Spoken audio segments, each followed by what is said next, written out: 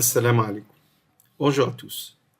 Dans la séance précédente, j'ai énoncé le théorème du point fixe de Banach et je l'ai utilisé pour résoudre une équation intégrale. À la fin de la séance, j'ai proposé un exercice. Voici l'exercice que j'ai proposé. Alors aujourd'hui, nous allons donner la solution de cet exercice.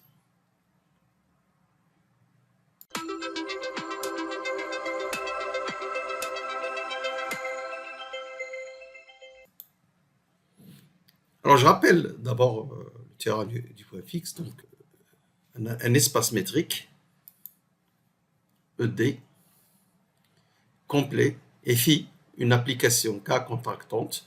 Alors, K contractante, voici sa définition. Vous voyez ici, qui vérifie cette propriété-là pour tout xy appartenant à E, cet espace métrique, avec une constante K comprise entre 0 et 1. Donc, si on a une application contractante de E vers E, alors phi admet un point fixe unique. Donc, voici l'énoncé de notre exercice que nous allons corriger aujourd'hui. Et je voudrais voir dans des situations comment le théorème du point fixe ne marche pas. Nous allons expliciter chaque situation. Nous avons deux cas ici. Dans la première partie, je vous donne cette application, L de x égale x sur 3, sur l'espace métrique, l'intervalle 0,1, ouvert en 0. Alors, dans ce cas-là, nous n'avons pas de point fixe. En effet, si A est un tel point fixe, alors nous aurons L de A égale A sur 3. Cette équation, A égale A sur 3, vous donne A égale 0. Or ici, x ne contient pas le point 0. Donc, c'est impossible de trouver un point fixe. Parce que le seul point qui vérifie L de x égale x3, cette fonction étant définie sur R tout entier, c'est x égale 0 qui n'appartient pas à grand X. Il n'y a pas de point fixe. Alors, comment expliquer ça? Le théorème du point fixe de Banach ne s'applique pas parce que x n'est pas complet. Remarquez l'hypothèse complète dans le théorème du point fixe. Alors, c'est bien souligné. Phi, application de E vers E, un espace métrique complet. Dans le deuxième cas, nous avons x et R tout entier et l'application L de x égale x plus A moins arc tangent de x, où A est un nombre réel supérieur ou égal à pi sur 2. Regardons dans cette situation, est-ce qu'on a un point fixe? Donc, dans ce cas numéro 2, qu'est-ce qu'on peut dire? L n'a pas de point fixe. Car si L de x égale à x, vous mettez ici x égale x plus A moins arc tangent de x. Donc, vous trouvez A moins arc tangent de x égale 0, ce qui veut dire A égale arc tangent de x. Or, arc tangent de x, son image est l'intervalle moins pi sur 2, pi sur 2. Ici, A est supérieur à pi sur 2. Je dis, son image, c'est l'intervalle ouvert, moins pi sur 2, pi sur 2. Donc, arc tangent de x n'atteint jamais les réels qui sont supérieurs ou égaux à pi sur 2. Et par conséquent, cette égalité est impossible. Donc, il n'y a pas de point fixe. L'explication. Alors, le théorème du point fixe de Banach ne s'applique pas. Alors, ici, R est bien complet, mais elle n'est pas contractante. Regardons pourquoi elle n'est pas contractante. Alors, on va supposer qu'elle est contractante.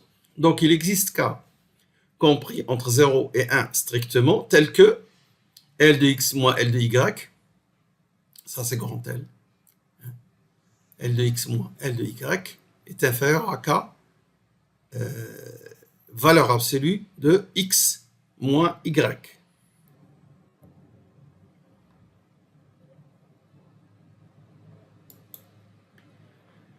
Alors, je vais appliquer cette inégalité, puisqu'elle est vraie pour tout xy dans R. Je vais l'appliquer pour y égale x plus 1, pour un x quelconque dans R. Donc, j'aurai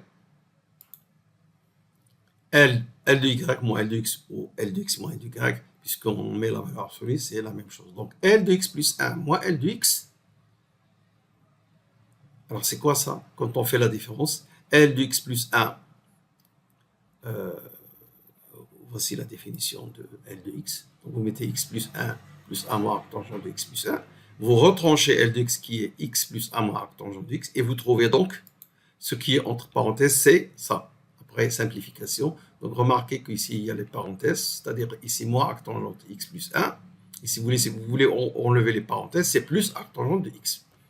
Inférieur à k que multiplie la valeur absolue de x plus 1 moins x, qui est 1. Donc on ne l'écrit pas.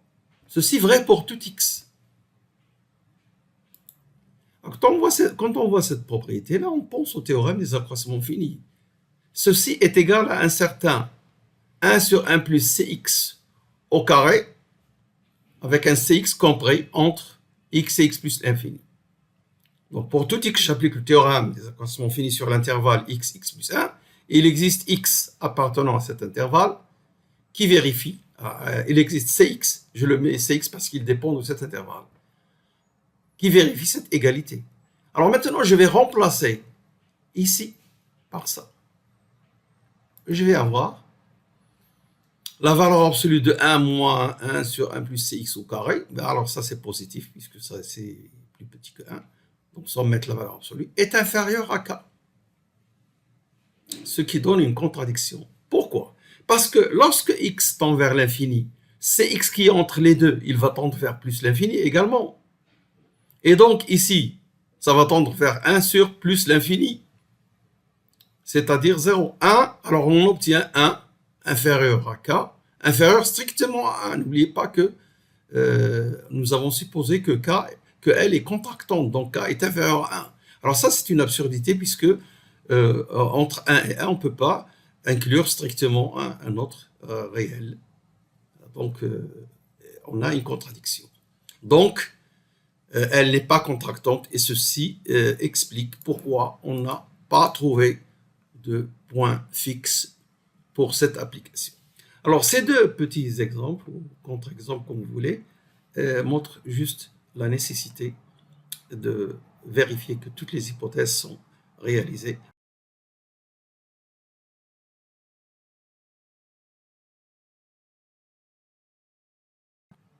Bon, alors, dans la deuxième partie de l'exercice, partie B, on veut donner une condition un peu plus faible que la condition psi contractante.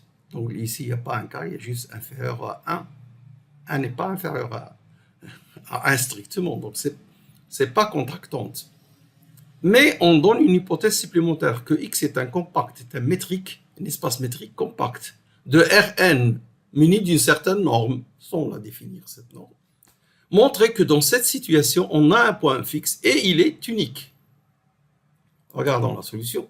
Alors d'abord, remarquez que cette inégalité montre la continuité de psi, puisqu'elle est même uniformément continue. Parce que si vous avez x moins y inférieur à epsilon, vous aurez psi de x moins psi de y inférieur à epsilon. Donc on a ici l'uniforme continuité. Alors considérons cette fonction h définie ainsi par h de x est égale norme de x moins psi de x. Puisque psi est une application de Rn vers lui-même.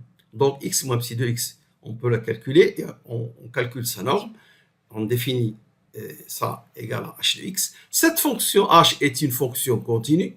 Pourquoi? Parce que nous avons dit que psi est continu. X moins psi de x, cette fonction est continue, et la norme étant continue, nous avons donc là une fonction continue sur un compact. Donc elle admet un minimum, elle admet un f qui est atteint, donc ça s'appelle un minimum.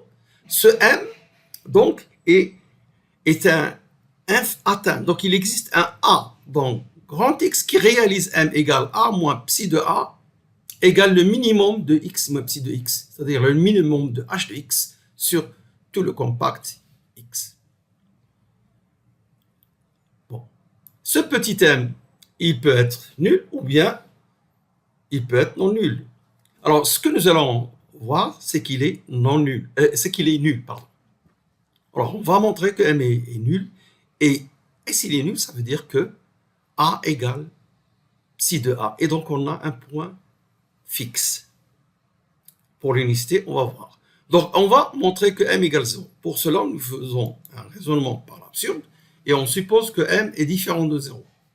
Alors, d'après l'inégalité 1, l'inégalité 1, vous savez, c'est l'inégalité qui montre que psi vérifie une sorte de contraction, mais pas stricte avec un cas inférieur à 1.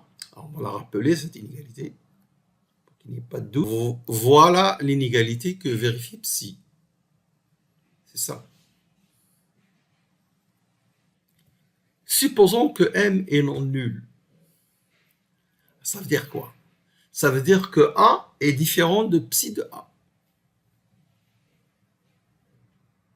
M est non nul, A est différent de psi de A. Donc je peux appliquer l'inégalité 1 avec x égale A et y égale psi de A. Donc j'aurai ceci est inférieur à...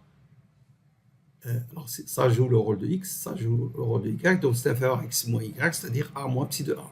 Mais ça c'est petit m, norme de A moins psi de A, c'est petit m. Donc j'aurai une contradiction puisque m c'est l'inf de norme de x moins psi de x, et je trouve qu'il y a encore un x ici qui vérifie x moins psi de x en norme est inférieur à petit m strictement. Donc on a une contradiction. Alors donc l'hypothèse m différente de 0 n'est pas juste et donc elle est m est nulle et par conséquent A égale psi de A. Ainsi A est un point fixe. Ce que nous allons voir maintenant, c'est qu'il est unique. Alors, nous allons montrer qu'il est unique. Je suppose donc que A et A' sont deux points fixes distincts de psi. Distincts, ils sont différents. Donc, je peux leur appliquer l'inégalité 1. La voilà. Mais puisque ce sont des points fixes, psi de A égale A et psi de A' égale A'. Donc, on a égalité ici. Et inférieur à ça strictement. C'est le même nombre inférieur à lui-même strictement. C'est absurde. Donc, A est un point fixe unique pour psi. Et cela est la conclusion de cet exercice. Cette partie B, c'est qu'on a le théorème du point fixe avec une condition légère, mais avec une autre hypothèse un petit peu restrictive sur un espace métrique grand X, donc l'hypothèse de compacité de grand X dans Rn. Voilà, je vous dis merci de votre attention et à la prochaine vidéo, Inch'Allah. Merci.